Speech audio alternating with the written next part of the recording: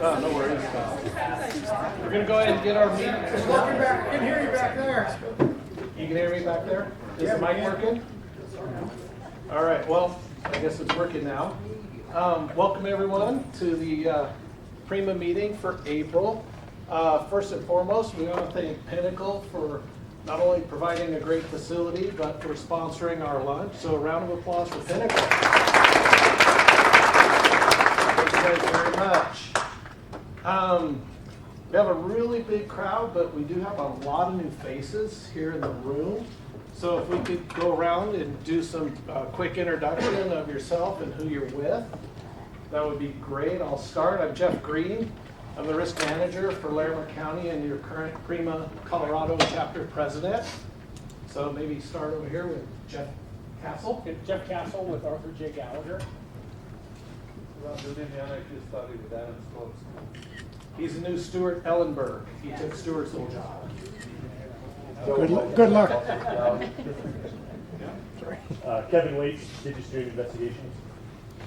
Ryan Johnson, Digistry Investigations. Chris Hansen, Pinnacle Assurance. Andrea Roscoe, Advanced Professional Investigations. Paula Louder with the Colorado Firefighter Trust Program. Hi, Amanda Hebel, Rehab Without Walls. Pete Geiger, Learning Services. Kelly McLaughlin, City of Woodbridge. Derek Barrett, City of Longmont. Doug Spike, City of Longmont. Wendy Garcia, CC Woodside. I'm Allison Meldahl, I'm the risk manager at the City and County of Broomfield. George Barnhart, Benefits and Risk Manager, Thompson School District, Loveland. Mark Wilson, Larimer County. Shelley Hoskins, Larimer County. Jessica Descares with the Town of Windsor and PRIMA board member. Fiona Kavanaugh, City of Greeley. Amy Knight, City of Greeley. Heather Hempstead, Corval. Jason McFarland, Risk Control Advisor at Hyman. Ronald Cole, City of Greeley. Justine Tucker, Pinnacle Safety Consultant. Stephanie Sealer, Blue Sky Restoration. Kyle Koss with Adams County. Sarah Bensman, Business Director with Pinnacle Assurance. Chris Hoffman, now with Lion Restoration. Kevin Pencil, City of Northwood. Jackie Bonavita, City of Westminster, your Colorado Secretary. James Brown, Artist Working Man of Risk Management for the City of Lafayette. Oh, and I'm on the board. James Howard. Oh, yeah. Ex-president. Ex-president. Yeah. Antoine Olson, Town of Frederick. James Everett, Town of Erie. Erie. Dawn Burgess, City of Bluestone, Risk Management. Chris Janowitz, Claims Lead, Pinnacle Assurance. Michael Smith, Pinnacle Assurance. Alyssa Little, City Boulder. And Brennan Mendes, Mr. Commerce City. Natalie Spear, Enterprise Risk Manager, Popular Power. Christy Klein, Peak 4 Medical Center. Scott Ward, City of Boulder. All right, great. Well, welcome everyone. Get through our agenda. Our treasurer, April Hansen, had to step away. So her treasurer's report is we're doing okay financially. We've got some money in the bank. We could be always doing better, but the chapter is in a pretty decent financial state right now. So for a quick membership update, let's go to Jackie, our secretary. I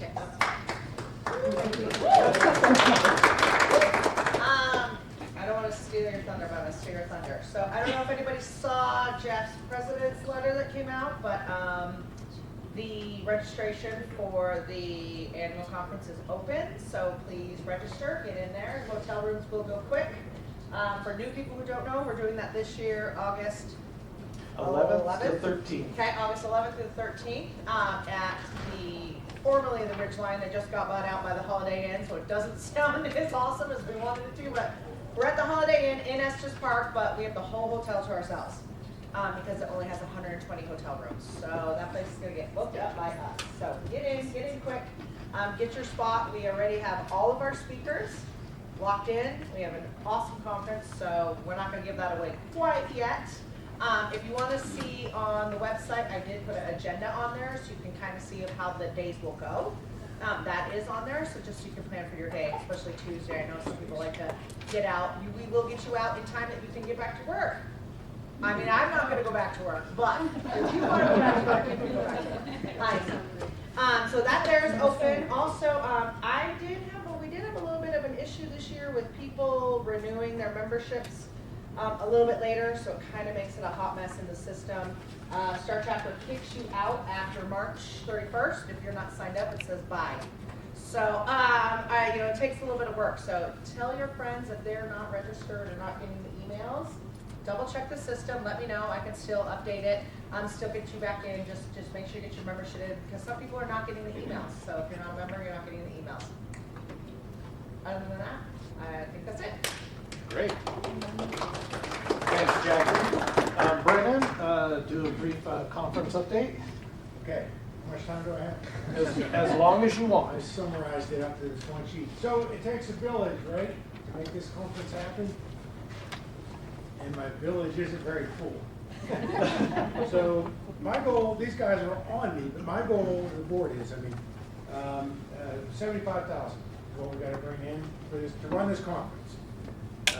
That's the low end, probably close to 80 is preferably, but we'll go with 75,000. And I'm only about 36% there with sponsorship. So sign up, sponsor, we need you, because we can't do this without the vendors. And I'm your vendor rep on the board, so let's see me if you have any questions. We have our first diamonds. We're mixing things up this year a bit, and we have a diamond sponsor level this year, and that actually goes out to Pinnacle. They picked up their diamond sponsor, which for their casino night. We have 2 platinums I want to shout out to. CCMSI came in as a returning platinum, which is awesome, thank you. And then TriStar came in as a platinum sponsor again, and they're also going to be our golf sponsor. So you guys are wondering, are we going to do golf this year, right? I think Jason, maybe someone else. Yes, we are. And we need 25 registrations to get the shotgun start. We already committed to 25, so it's about $95 a head. But we gotta make that quota so we can do the shotgun start, so we can get in and out. And so anyway, Karen Lesko is heading that up with TriStar. We're gonna send an email out soon. She will, but reach out to me if you want to golf, and I'll take special note of that to pass that on. Gold sponsors, I know a couple more. Gold sponsors, Corvell, thank you very much for returning as a gold sponsor. Safety National and CIRSA is coming in. I call this a gold level with distinction because they're actually carrying 3 new first-time attendees to come to this conference. Our goal with this conference is, it's all good that we're going to be there, but we need to bring next generation in, or the new guys. Anton, right? We need one. You're pretty new, right? A couple years old. Yeah, he's a couple years old. Yeah, not free registration. You better work with some of your vendors if you want to bring some of these younger, new people on, just to get them involved. Help us show them the way. So, vendors, if you want to sponsor on top of what you're doing, I'd love to see some of that because we want to get some new people in. And then Gallagher is going to be a gold sponsor again this year. Joe Holston, we did the mountain biking thing last year. We can't do mountain biking in Estes. So we're going to figure something else out for you, so just hang tight with that. Maybe we'll do tours through the Rocky Mountain National Park or something like that. You could drive a big tour bus. No, I can't. There's insurance for that, right? We'll work that out. We have 3 silver sponsors. Origami's came in. Milliman came in as a silver sponsor with distinction, I call them, because they're actually sponsoring our lanyards as well as their silver sponsorship. And then Lion Restoration, right there, boom. Chris Hoffman's coming in. He's actually heading out to fly fishing. I say we're going fishing again, right, Chris? So if you don't want to go, We are. or do a tour of Rocky Mountain National Park, you can fly fish. All 3 of those things are going to be available to come up earlier if you want, because what a great state to have a conference in, especially Estes Park. So anyway, that's all I got. Checks in the mail. We're gonna catch fish this year. Sure. Yeah, got I understand you. it We got need more money. If I don't see it on the list, I can't put it on the I know, but I'm I for can't real. speak it up. Yeah, you are. You're right. I know a lot of you are, but so anyway, every session we'll do this, but we'll do a shout out for all of you. But if you haven't heard from me, reach out to me, and we'd love to have you. So, thank you all. Great, thanks, Brandon. All right, next item is, does anybody have any claims, case law, or legislative updates? Roundtable, just kind of throw it out to the group. Anything fun happening? No? Oh, I'm not gonna air my dirty laundry. We have a lot of stuff going on right now in Larimer County, and you'll probably see it on the news in the near future. I don't know if anyone else has seen this, but there was a new bill introduced at the House on Monday that is intent to give a grace period on digital accessibility and extend out that timeline to July of next year. So we would all like to have our representatives support that, make our lives a lot easier, those that are responsible for ADA in your shops. We hope that happens. So Jackie's doing the happy dance back there as well. Do you know the bill number, Jeff? I have it on my computer and I can email it to you. I don't know it off the top of my head. Thank It you. was just introduced. Okay. Is that the one that you have to change your website? That's the one where you have to make your website accessible. Yeah. All forms, all content, all attachments. And right now it's for public entities, right? And it's for public Yeah, entities. Right now. Right now. Yeah. Wait till the feds get their one done. That's in the works. Yeah. Yeah. And if Extended till when? it is to extend it a year. The implementation date was July 1st of this year, and this bill is going to extend that, call it a grace period, and give public entities another year to get it done. And if you're like Larimer County, I have a system that probably has 5,000 PDFs in it. And how do you convert a PDF into an accessible format? Not easy. It is very time consuming. We did a study, and we have one of our IT professionals works on doing these conversions of forms and PDFs, and he can get about 4 of them converted per day. And we have so many, it would take someone full-time 7 years to convert everything we have on our website. That's how big this problem is. And we're not like Denver or the state. We're one of the 10 largest counties, but still, it's a Herculean task. So we're very supportive of that bill to be passed. So, anything else? Yeah, Kyle. So we have actually partnered with a company, Switch Sensors. So I don't know if anybody else is having issues, but we're having a lot of issues in our restrooms at our human services departments with people smoking meth in our bathrooms, vaping, and actually smoking in the bathrooms. We're working with them right now trying to get the data to where we can pinpoint exactly what is being smoked in the bathroom. We've actually been able to pinpoint meth already in the bathrooms as well as vaping.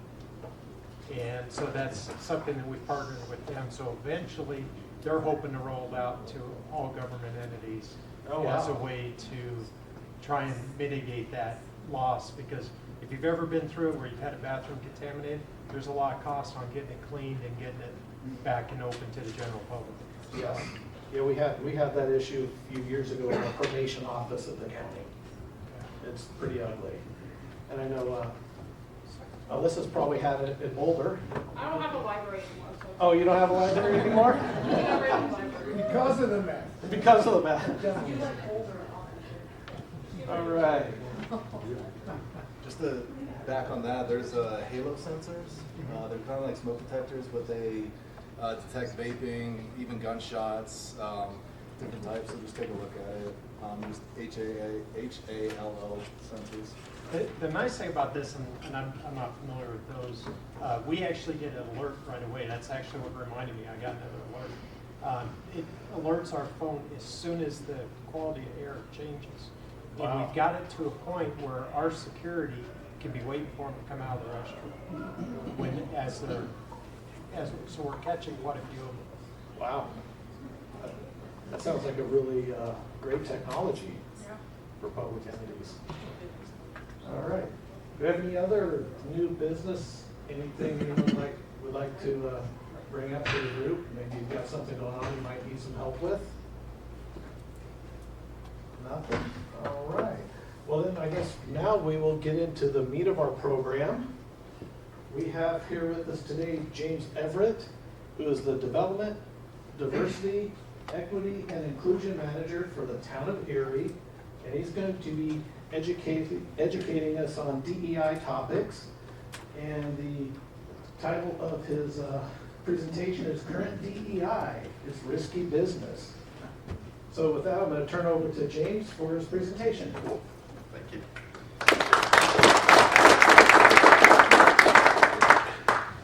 All right, can you hear me? Okay. So my name is James. I've been with the town of Erie for about 6 months now. I was originally hired as the Learning and Development Program Manager. The DEI manager left, and so through a lot of discussions about how we're going to implement a new program with the DEI manager leaving, they really listened to what I had to say as far as consulting and working with what I thought was best. And so I was like, hey, let's just combine two worlds, the DEI world and the learning and development world. So I have twice as much work, and so I'm fine with that. And I'll share a little bit more why I'm okay with that.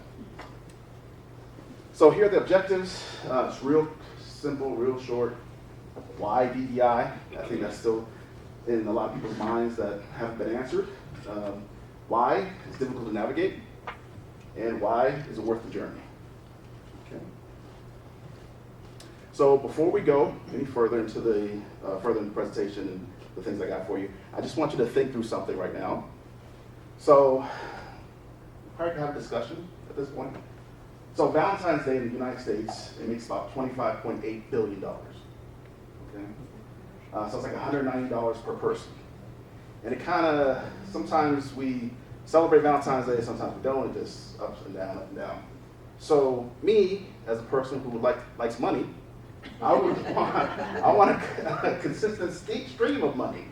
So what I want to do is go into these other countries and help them to, to realize, hey, how important Valentine's Day is, and to get them on board. So, this is what I need you to do. I need you to put your consultant hat on and say, okay, we need to roll out a plan for Valentine's Day to these other countries. How are we going to do it? You're the experts. I'm just the guy with the money. But I like to save my money, so I'm not going to give you a whole lot of money for research. But I want you to think through, how would you navigate that? What are the things that you'll tell me about bringing Valentine's Day to these other countries? Anyone? The benefits of it. Because you have Just you share the benefits with it? Share the benefits of what it is domestically with them. With them? Okay. Okay, sure. Okay. So like Coming out with- specifically the spreading love around helps to raise everybody's Yeah. vibe. Right. Yeah. Raise everyone's vibe. That sounds good. Yeah. How about communication? Because you have different countries, you may have language barriers. Okay. Tell me more about that. Well, you'd have to be able to communicate so you can be effectively understood Okay. in Okay. the message you're trying to convey. All right. Is there another element of that? Communication. Because we're going to use our English to communicate it. Is there another element of communicating to these other countries? I'm sorry? Someone? Digital? Social media? Social media? Okay. Just another benefit would be increasing tax revenues by increasing sales. For me, yes. You'll help me out too? Help my financing? For sure? That's good. Okay. So, along those lines with communication, we have to look at each of these countries, they have different words for the word love. So if we approach it and just use our word of love and say we're going to make a commercial about love, it might land flat. It might not go well. So what we need is a diverse group of people who have different backgrounds, right? Who've been plugged into these countries, who's lived there, who's had experiences with it, and know the difference between a romantic love or a friendship love, right? So if we just rolled out with something, we could waste millions of dollars versus knowing what we're doing by having that important information. So this is just a quick way to look at why it's important to have diversity, right? If you have different backgrounds, different experiences, we'll get to this information. If we don't, we'll just use our English way or American way to roll out Valentine's Day, and it won't necessarily work, right? So let me ask you this. When I say different experiences, different backgrounds, does it matter what color skin? You think so? Yeah, I got a yes and a no. Buddy, what you got? I don't think it's necessarily skin color wise, but you know, maybe somebody who's, you know, obviously plugged into, right, you know, that culture. Yeah, sure. Yeah, it's all about the culture. And there's so many differences. I learned a few years ago in Japan. Right. Uses white for funerals where they use black, right? So if you go in, oh, we would need to know that. Yeah. It's important. And you go in, it's like, oh, it's the opposite for them. So right. Yeah. Right. So it goes beyond the skin color. It's the experience, right? So that's what I want to show everyone there really quickly. So now let's look at DEI in the United States. So I don't know how, you know, it seems like everyone's plugged in with the news and know what's going on. What's going on with DEI across the United States? Does anyone know what's going on? It's being attacked. It's culture war. It's culture war. Okay. It's being attacked. Okay. When we say it's being attacked, is it rightfully so, or? Well, some companies are finding that it's not driving revenue or helping revenue right, as much as they once thought it might. Right. And maybe they're being impatient, but yeah, right, for sure. But that's what they're finding. Yeah. Yeah. It's a relatively new field in the sense of some other things that we do in the local government and in corporations, and so the data might not quite be there, but in the interim, there's been some issues, right? There's one here, former Facebook diversity strategist, pleads guilty for stealing $4 million, right, from the company. Black Lives Matter, secret $600 million home, right? So donors have some issues with that. Texas, I just read South Carolina is coming out with some legislation to remove some of the positions within the universities. There's a lot of issues there. And so that's something we have to be aware of DEI legitimately has a branding issue at this point.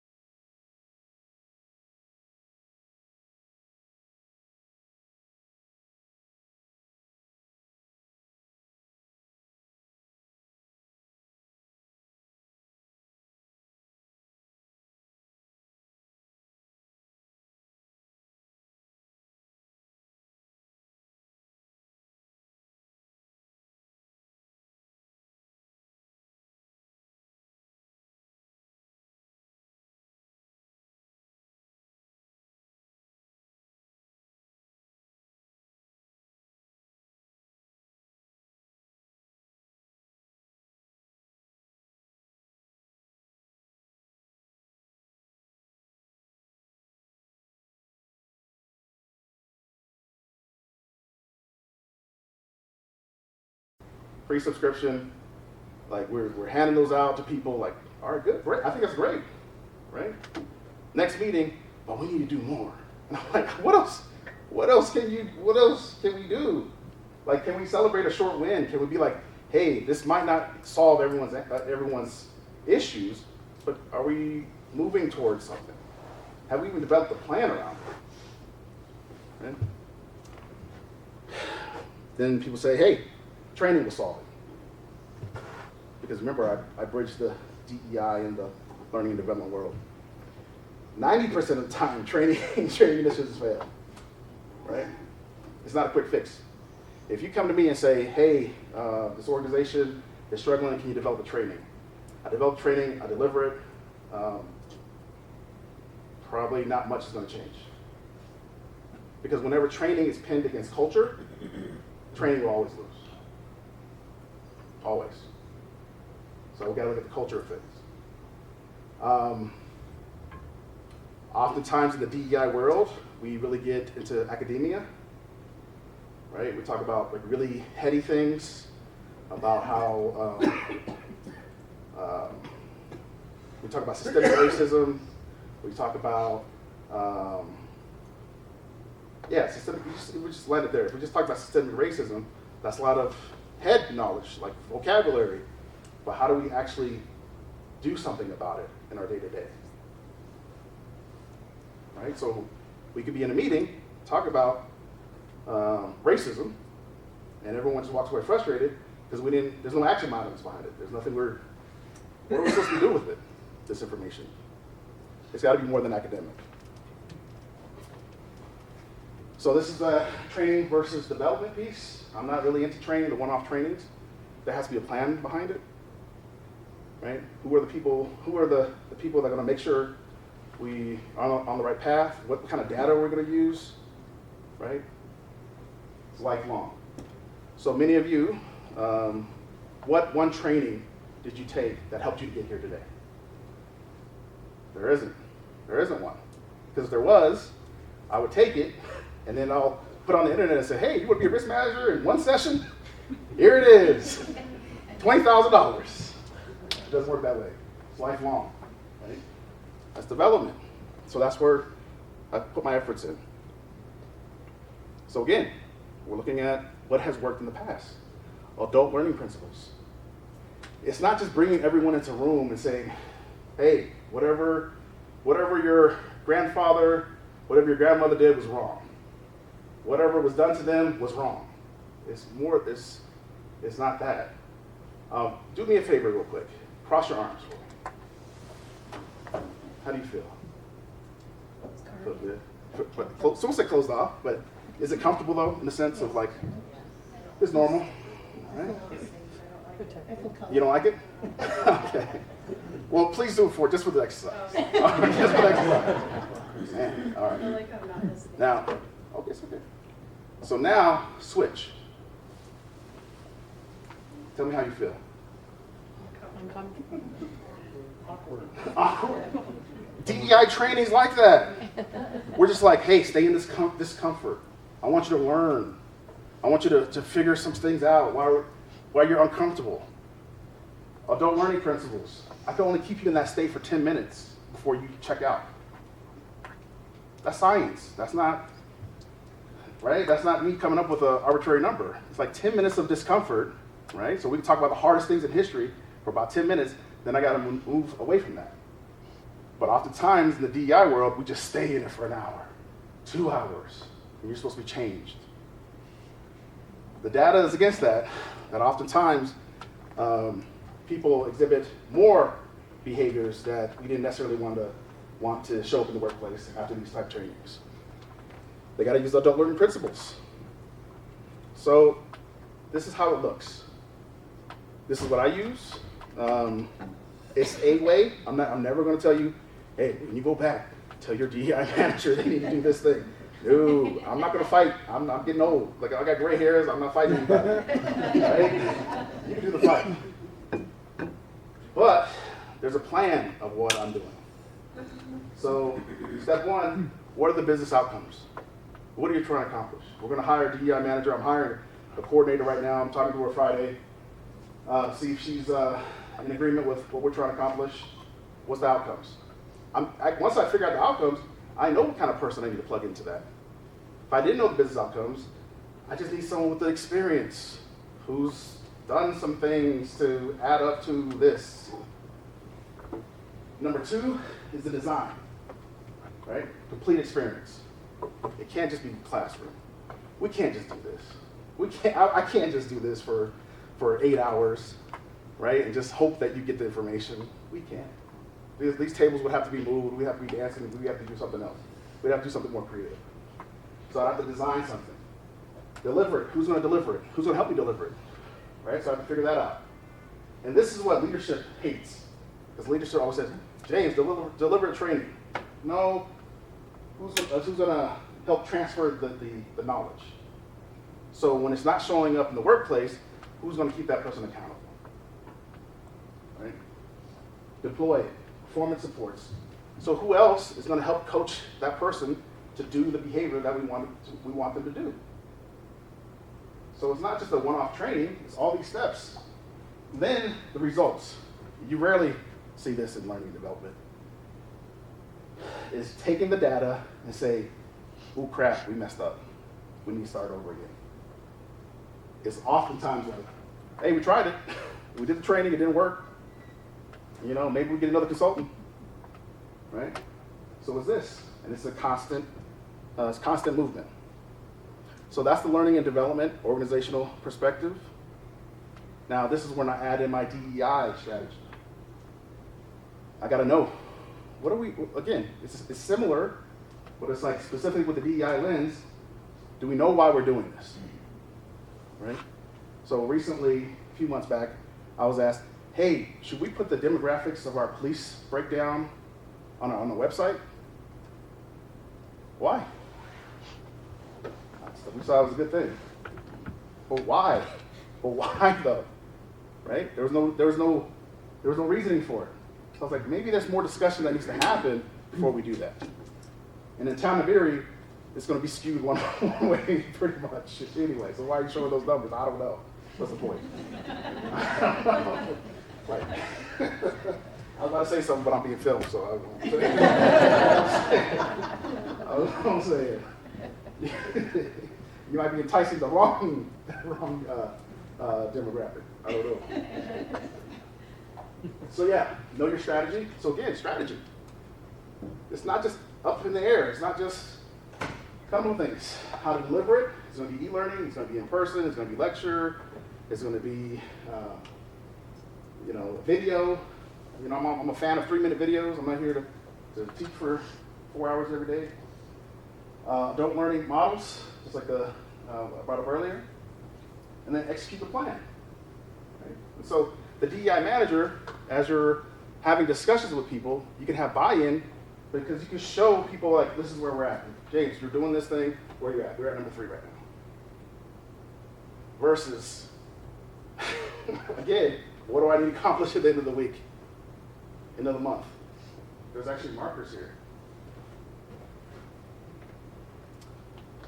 When I help departments with their strategy, right?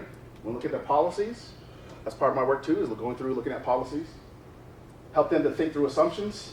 You're thinking this benefits this neighborhood. Does it? But why are you choosing this neighborhood over another neighborhood? So we're having those discussions. Policy review, right? How does this impact others? Whatever we decide, it's going to impact someone.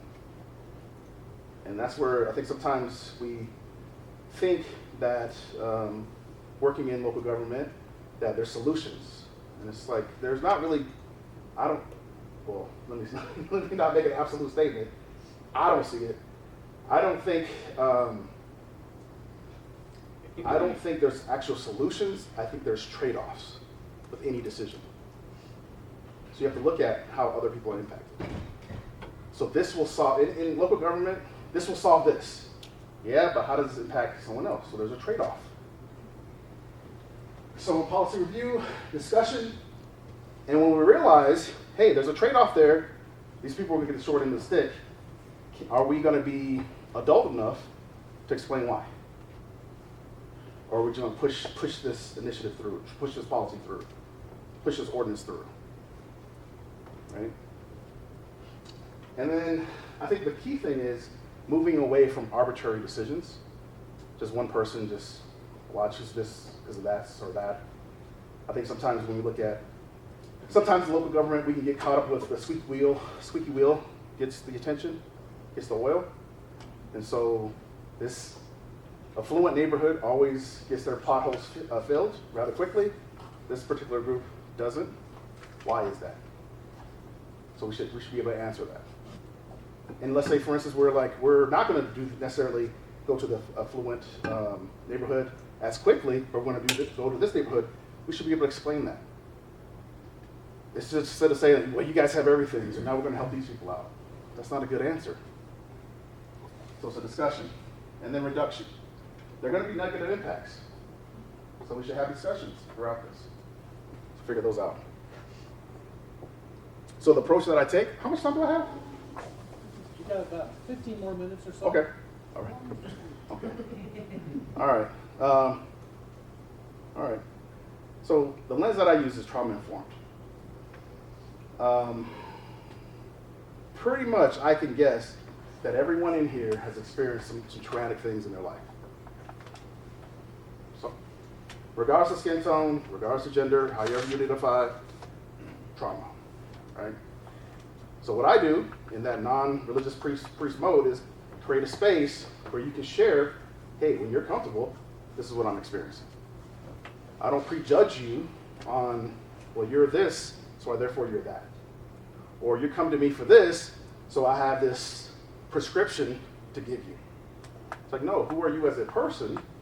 What have you experienced, and how can I help you navigate it? That's how I get buy-in from everybody versus one group over another. This is the debate between equality and equity, and people love equity. People love this picture. They love equity until it impacts them. If we say we need more people of color in this role, in risk management, right? We say that equity. We need to be fair. Who in here is willing to give up their job to make that happen? See, that's what I'm saying. This is a real conversation, right? We like equity. We like equity in its theory, but in practice, no one's going to give their job. Everyone's going to keep their job. That's okay. We can get to a real solution once we agree on that. Okay, so what can we do? I heard earlier about, hey, the younger people that we need to train them up. So what are we doing to do some outreach to get people who might not look like us into this field? I didn't even know risk management was a thing until like a couple years back. I was just like you do what? Insurance, like I saw Lori with a pack of what you call it, car insurance. I'm like, what do you do? That's part of your job too? Car insurance? So, who knows? The library, brought up earlier with the library. Who knows that you can go into that field, right? Not necessarily a librarian, but still work there. But I didn't have my master's in library science. I had an 11-year career at the public library.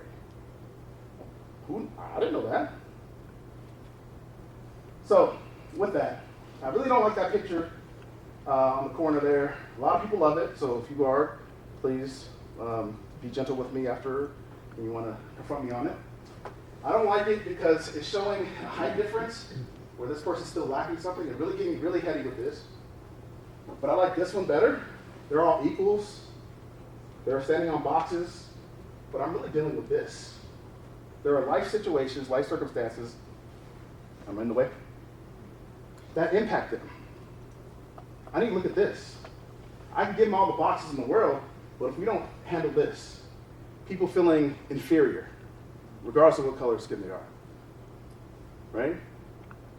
Oftentimes when I talk to coworkers of mine who are black and brown, and they come to me and say, well, white people do this, white people do that. I was like, okay, all right. So who at work is telling you that? Nobody. I'm like, oh, So what's going on? Are there things, and this is just a real conversation I'm having with you. Are there some things in your family dynamics that's telling you that you're less than? Right? Is there things that happen to you? Is there trauma that you've experienced that you don't feel comfortable walking into the room?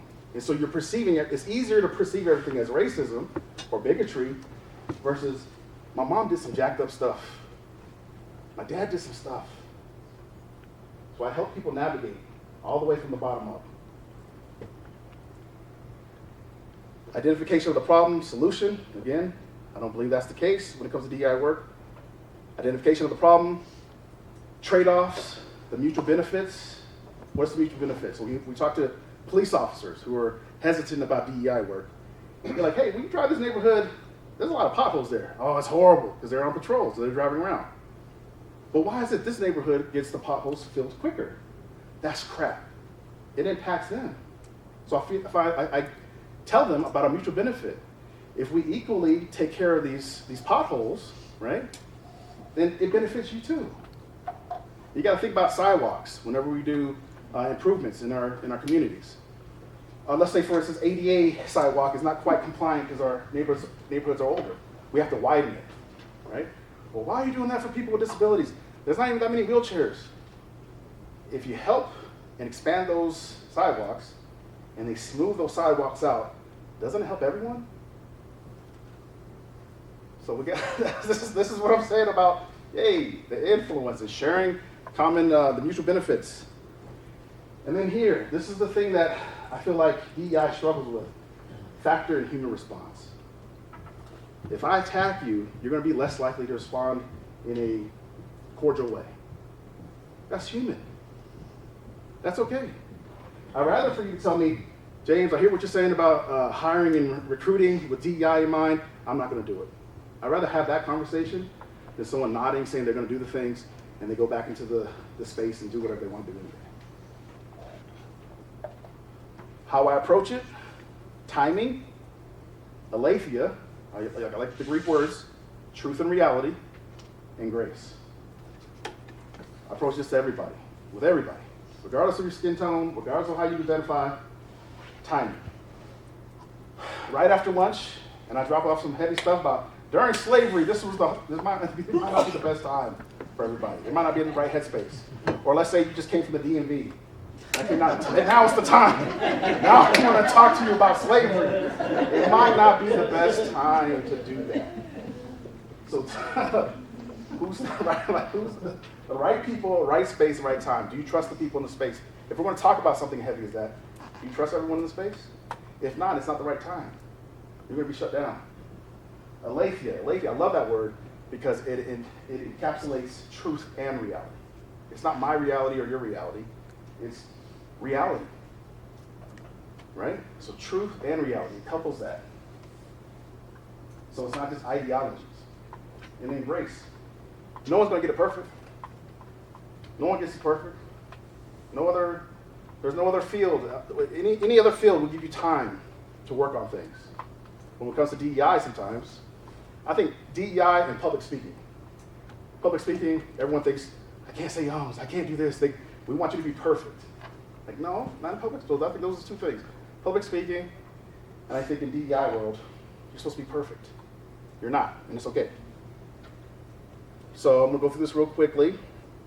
So oftentimes in DEI, we want to quickly develop trainings that go into vulnerability. I advise against that. I think authenticity is more important.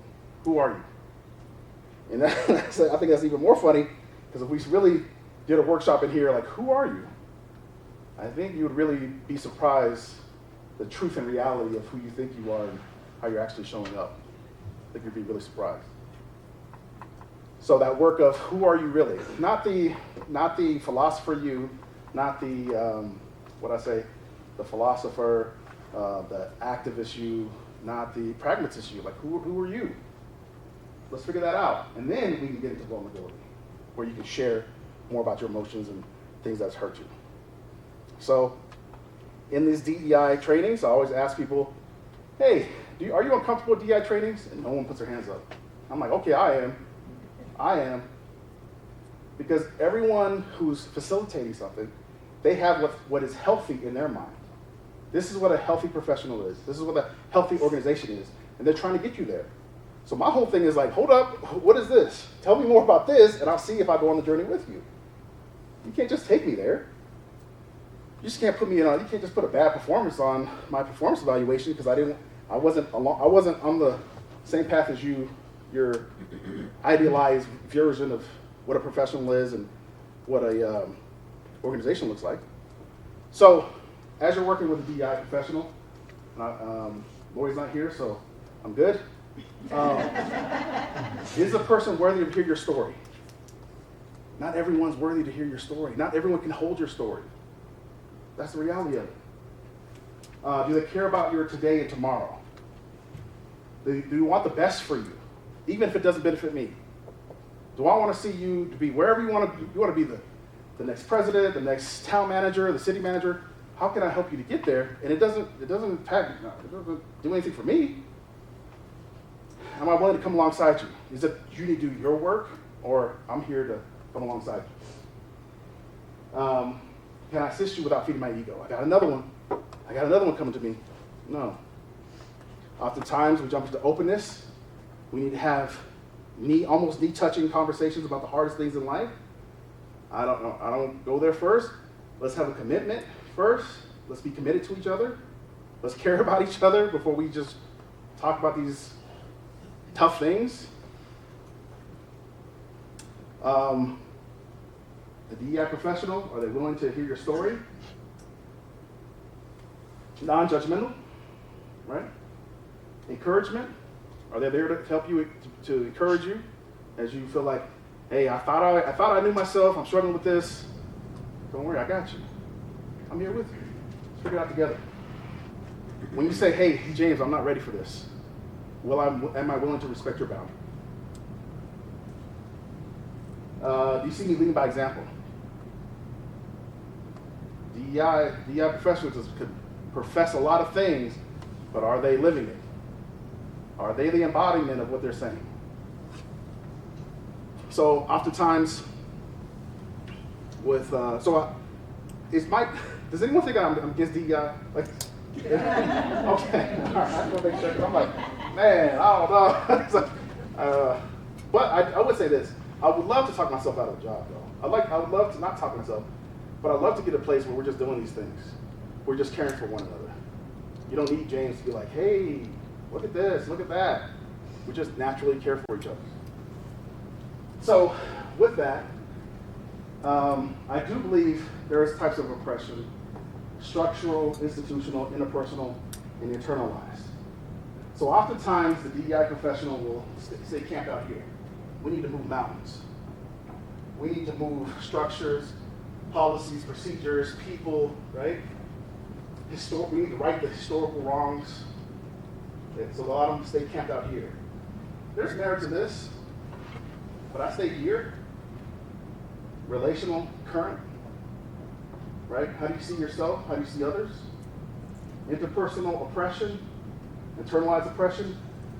The evil thing about, let's say for instance, sexism or racism or any isms, any negative isms, there's some good isms.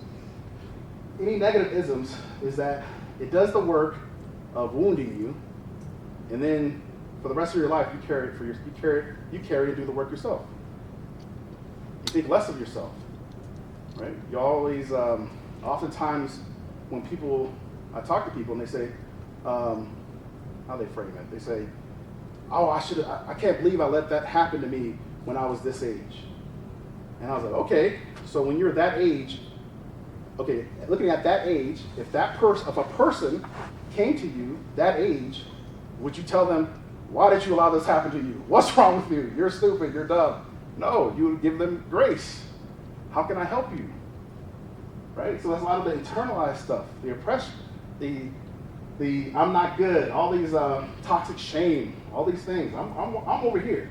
You can do that. You can try to move. The way I frame it is, you see this building, people try to move this building just 3 inches over. Good luck. I'll do better by asking everyone else here, the people, to move over 3 inches over. This is the, whatever we do against trade-offs is not well, from my perspective. It's from my perspective, my small town of Erie, this is where, and I'm glad that I do have leadership that buys into this. I'm not an activist. I'm not targeting one group over another, because I can see, and I have to do the work of, hey, if we're helping one group, we're helping all the groups. So I'm finding wins for everyone, not one particular group. This is a hard topic. If you feel like you want to leave, please do so. I do want to bring this up. The easy thing sometimes in the DEI world, we can say, I'm talking about, you just, I don't know, what's her name? Just walked in? Natalie. Abby? Natalie. Natalie, I'm sorry, that's totally off. Or Valerie. Valerie, okay. Natalie, so I just shared with everyone, we're about to talk about something heavy. If you're not comfortable with it, please, okay. Thank you, I appreciate that. All right. So, Colorado suicide, right? So, oftentimes in the DEI world, the easy thing, rather than the hard thing, so this is the way I look at it. If I'm tearing down one group to support another group, there's some internal stuff that I need to take care of. Maybe I have some biases towards that group.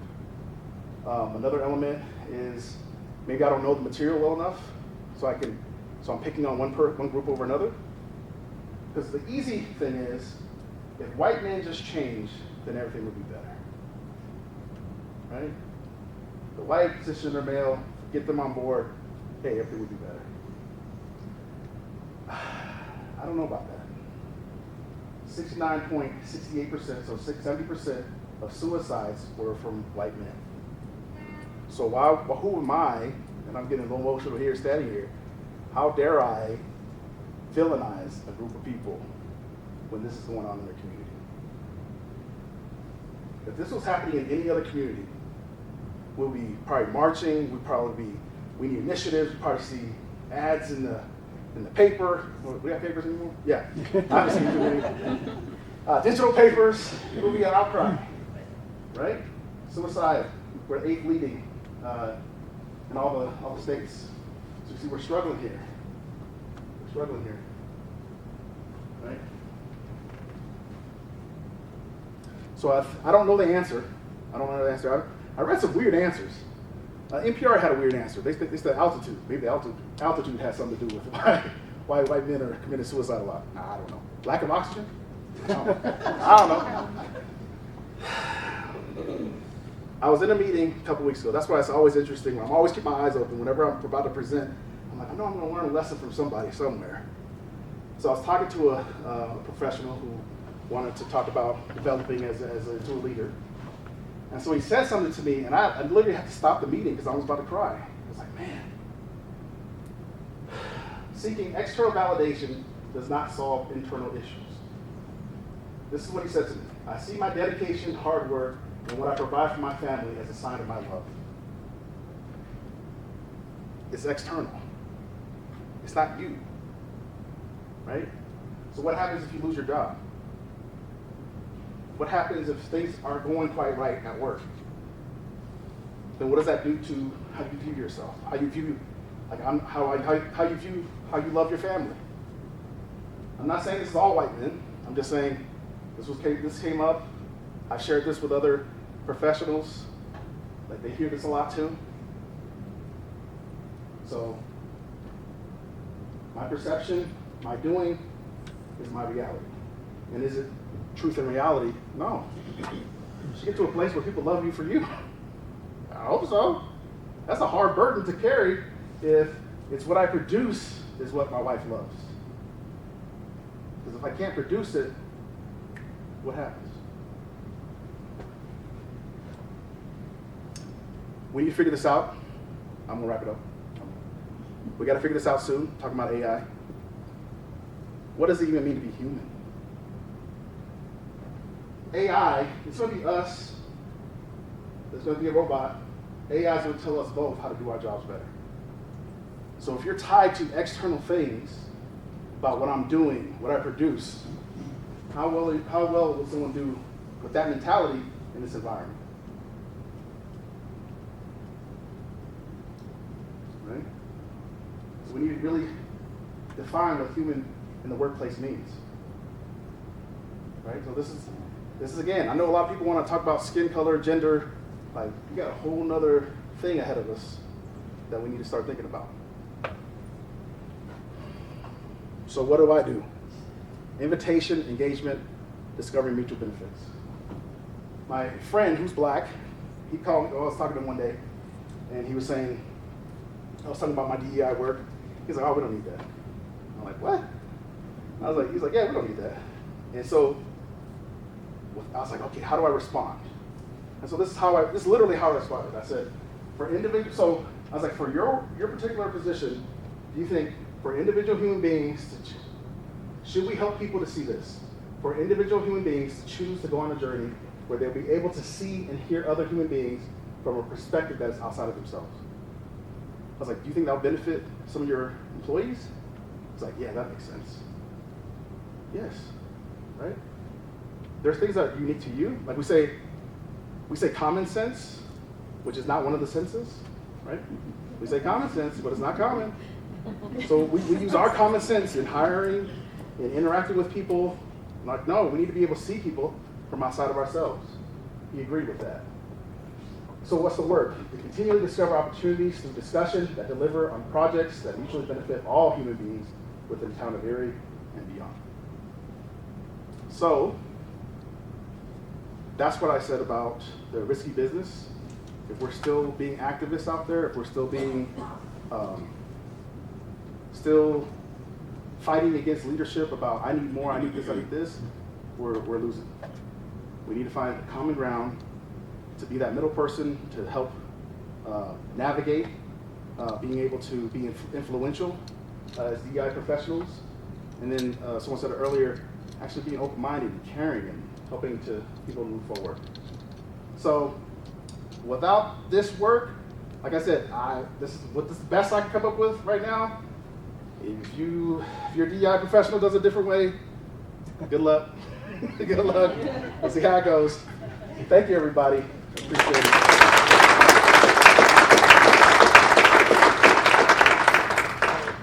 Thank you, James, for that impactful presentation. It really made me think, and I'm sure it made others in the room really think. We'll wrap up here.